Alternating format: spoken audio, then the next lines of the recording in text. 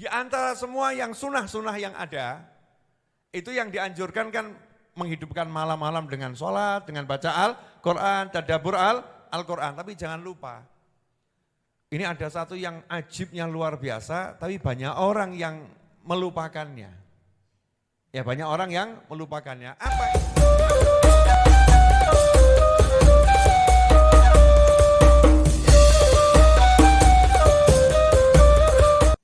Ramadan jangan mikir memperbanyak sunnah dulu.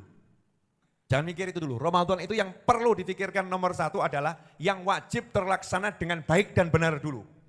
Nah yang wajib apa? Sholat 5 waktu ya dijalankan berjamaah. Seringkali yang terjadi terawihnya berjamaah, isyaknya enggak jamaah. Ada enggak yang model begitu? Ada kan ya? Ngoyak sholat terawih tapi enggak sholat isyak berjamaah. Isyaknya yang berjamaah itu yang paling pokok. Ya sholat isya berjamaah, fokus di situ. Kemudian berbuka, berbuka itu takjil sunnah. Ya takjil itu sunnah, menyegerakan berbuka itu sunnah. Tapi jangan sampai ngundur maghrib sampai dekat isya. Sholat maghrib itu wajib, ya di awal waktu itu sunnah. Maghrib itu waktunya pendek. Ya kalau takjilnya 5 sampai 10 menit itu wajar. Kalau takjil setengah jam itu ya bukan takjil namanya. Ya. Bukan ta'jil, tapi takjil. Jelas? Terus gimana? Ya batalkan saja. Minum teh atau air, ya makan kurma 1 butir cukup. Setelah itu qomat, sholat berjamaah, rampung, silahkan makan sampai menjelang subuh. Sholat isya lanjut lagi gitu loh ya. Silahkan, tapi jangan kemudian justru maghribnya hilang. Terus jangan sampai gara-gara mengejar tarawih dan tahajud, subuh hancur. Tarawih berjamaah, subuhnya ijen ngantuk dan matahari sudah terbit. Clear? Jadi yang wajib dulu perhatikan. Kemudian wajib lagi apa? Meninggalkan yang haram.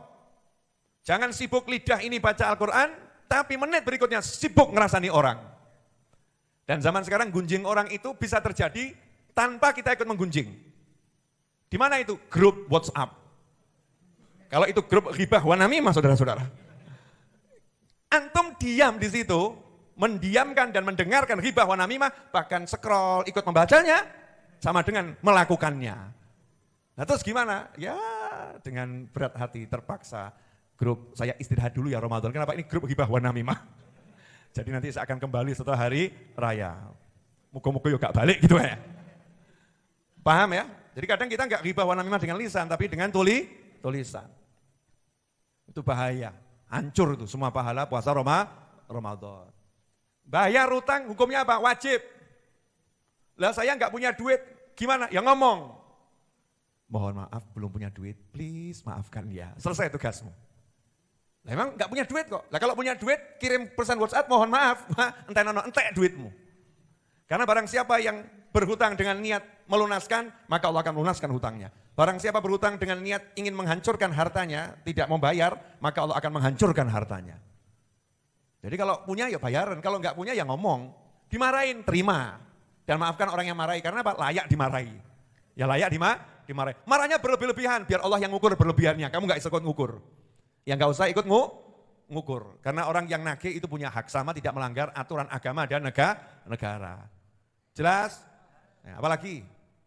Jangan yang haram, yang wajib kerjakan. Nah setelah itu, di antara semua yang sunnah-sunnah yang ada, itu yang dianjurkan kan menghidupkan malam-malam dengan sholat, dengan baca Al-Quran, tadabbur Al-Quran. Tapi jangan lupa, ini ada satu yang ajibnya luar biasa, tapi banyak orang yang melupakannya. Ya banyak orang yang melupakannya. Apa itu? Lihat kerabat masing-masing, dan lihat karyawan masing-masing. Kalau kerabatnya memang nggak punya beras, bayar listrik nggak mampu, ya jadikan semua pikiran sedekah kita ke itu. Kalau kita bisa nolong satu keluarga kita, terus keluarga kita yang lain nolong satu keluarga kita, maka setiap keluarga itu saya yakin insya Allah ada manusia-manusia yang diberi Allah kelebihan. Insya Allah Ramadan nggak ada lagi keluarga yang bermasalah secara ekonomi. Ya, jadi tinggal kita perhatian pada keluarga masing-masing. Yang pokok saja, buat buka ada, buat sahur ada.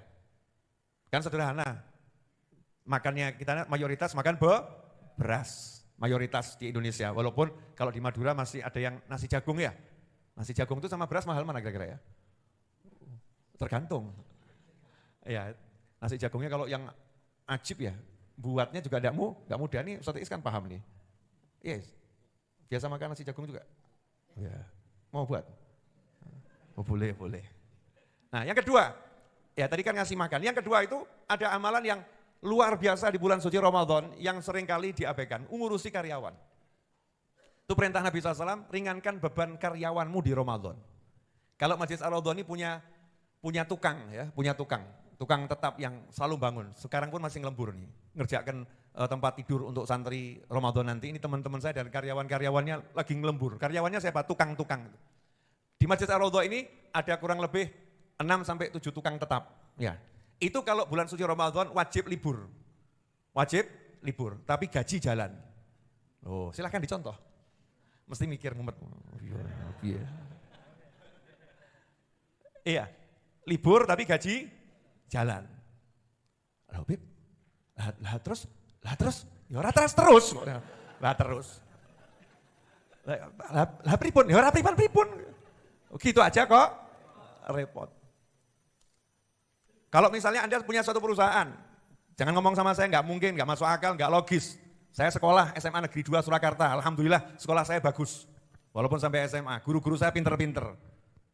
Kalau Anda ini seorang pengusaha yang pandai dan sudah siap Ramadan meliburkan karyawan, maka mulai dari Syawal pasti udah menambah produksi untuk nanti itu Ramadan. Jadi nggak ada kalimat Ramadan nggak produksi, udah diproduksi sebelum Ramadan.